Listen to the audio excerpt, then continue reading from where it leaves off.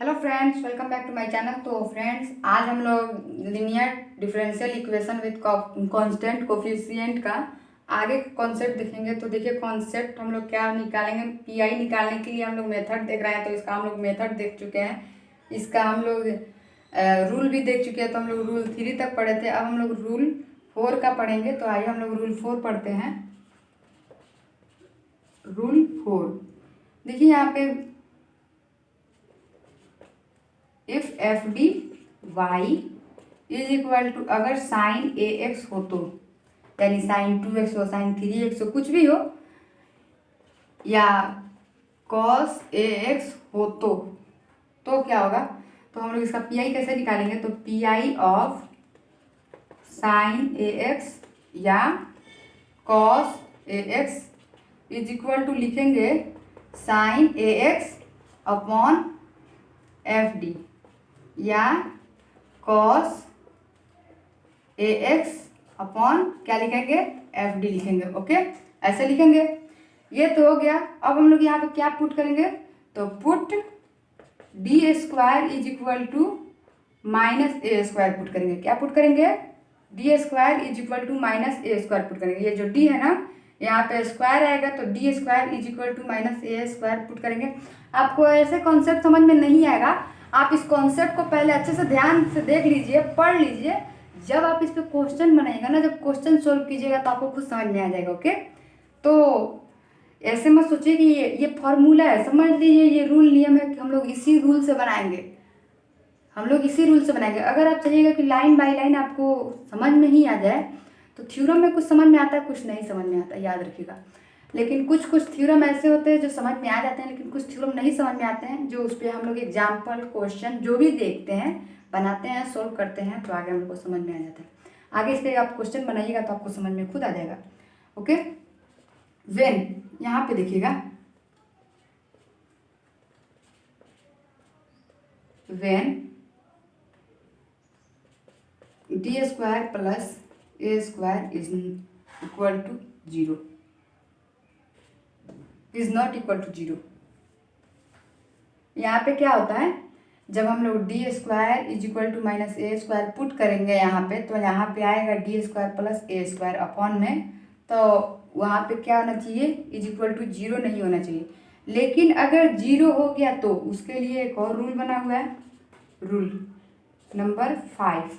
यहाँ पे देखिए, इफ अगर D square plus A square is equal to अगर 0 हो गया, तो यहाँ पे हम लोग जब इसको सोल्व करेंगे, इसको पुट करके बनाएंगे, तो हमारा ऐसे आएगा, इस फॉर्म में आएगा। यानी डी स्क्वायर, और एक जगह पे कुछ भी का स्क्वायर आ सकता है, 4 का स्क्वायर आ सकता है, 2 का स्क्वायर आ सकता है, 3 का स्क्वायर आ सकता है, कुछ भी आ सकता है।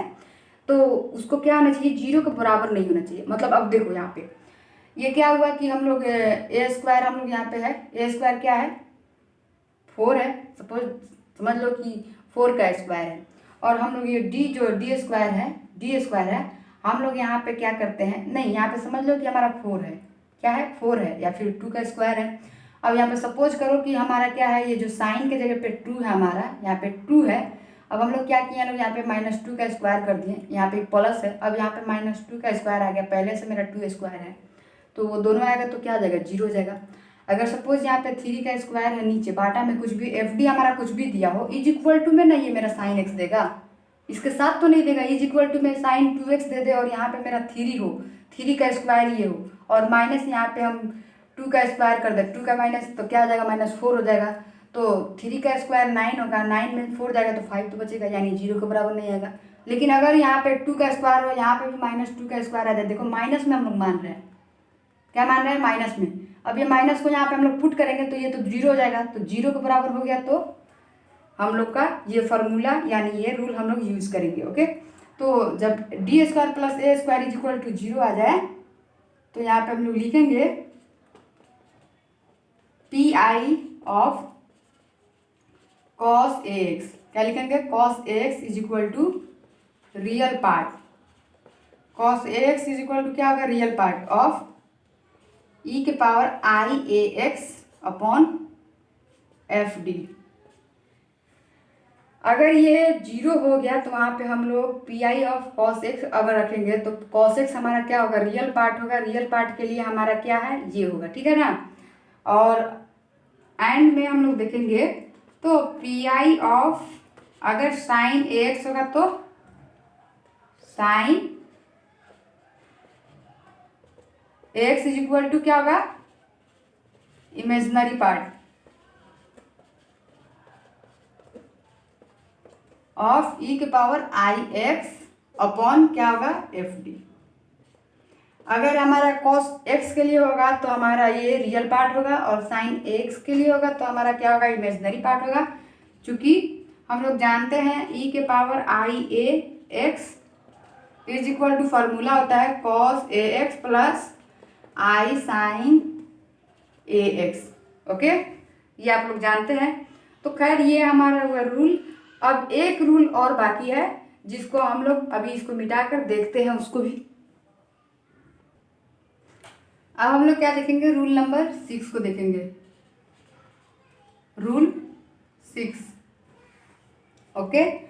तो रूल 6 को देखिएगा तो रूल 6 में क्या होगा, if F D Y is equal to यहाँ पे होगा v इंटू ई के पावर ए एक्स। क्या होगा, v इंटू ई के पावर ए एक्स। यहाँ पे v क्या है, वेयर v इज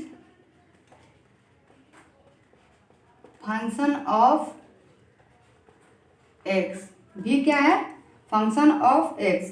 तो पी आई हम लोग इसका कैसे निकालेंगे, तो P I of v into e के power a x is equal to v into e के power a x upon F D. तो हमारा पी आई कैसे निकलेगा इसके लिए, तो P I of v into e के power a x is equal to निकलेगा हमारा ई के पावर ए एक्स को हम इधर कर देंगे और v अपॉन एफ डी हम लोग करेंगे, तो हमारा इसका पी आई निकलेगा। ओके, ये तो हो गया। अब हम लोग नेक्स्ट रूल देखेंगे, रूल नंबर 7। ओके, तो यहाँ पे देखिएगा, if F D Y is equal to x into V, X into V आए तो v इज इक्वल टू क्या होगा, where v is function of x। Okay, तो हम लोग इसका पी आई निकालेंगे, P I of x into V is equal to क्या होगा, x into we upon F D. अगर ये x इंटू वी आएगा तो उसके लिए पी आई निकालने का फॉर्मूला है ऐसे। देखिएगा रूल इसका कैसे है, ये x जो x है ऐसे कर देंगे माइनस, यहाँ पे क्या करेंगे 1/fd को घटाएंगे और यहाँ पे गुना करेंगे 1/fd में। ये f जो d है ना, इसका हम लोग क्या करेंगे, वन टाइम डिफरेंशिएशन करेंगे f dash d। Okay, f dash d का मतलब क्या हुआ, वन टाइम हम लोग इसका डिफरेंशिएशन किए हैं।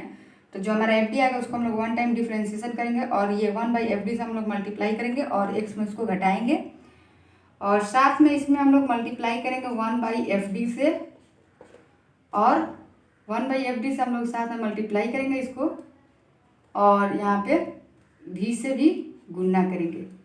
क्या करेंगे, v से गुना करेंगे इंटू v। समझ में आया। तो ये पी आई का निकालने का रूल है, जो 7 रूल हम लोग पढ़े हुए हैं लोग। तो वहाँ पे लाइन बाय लाइन आप लोगों को क्वेश्चन बनेगा, आपको समझ में आ जाएगा कि इस क्वेश्चन में हम लोग क्या फॉर्मूला यूज कर सकते हैं। ओके, क्या रूल यूज कर सकते हैं। तो ये रूल नंबर 7 आपको समझ में आया है। इसका ये F D Y is equal to x into v आएगा और पी आई निकालने के लिए P I of x into v, तो x into we upon F D, ये तो मेथड है इसका। तो मेथड पे हम लोग पुट कर देंगे और हम लोग इसका पी आई निकालेंगे। तो जो हमारा x होगा, x में से हम लोग क्या करेंगे 1/fd को घटाएंगे और 1/fd में हम लोग क्या करेंगे, इसका fd का डिफरेंशिएशन करेंगे। तो उसका डिफरेंशिएशन को मल्टीप्लाई कर देंगे और फिर इसको कोष्ट में घेर के इन सब से हमको क्या करना है, इसको मल्टीप्लाई करना है। 1/fd को v से मल्टीप्लाई करना है और इस सब से मल्टीप्लाई करना है। अब एक और इसमें बता देते हैं, आप लोग अपने समझ लीजिएगा। ये जो v 1/FD/V है ना, पहले हम लोग इसको सोल्व करेंगे, यहाँ पे इसका वैल्यू पुट करके इसको सोल्व करेंगे, फिर उसको अंदर मल्टीप्लाई करेंगे और तब हम लोग यहाँ अंदर वाला सोल्व करेंगे। ऐसे ही नहीं कि यहाँ पे आप लोग पुट किए और अंदर मल्टीप्लाई कर दिए, नहीं, पहले आप इसको सोल्व कीजिएगा फिर मल्टीप्लाई करके अंदर कीजिएगा। ओके, तो आपको समझ में आया है अगर ये कॉन्सेप्ट, तो बहुत अच्छी बात है। अब हम लोग इस पर क्वेश्चन आंसर बनाएंगे। सो बाय फ्रेंड्स।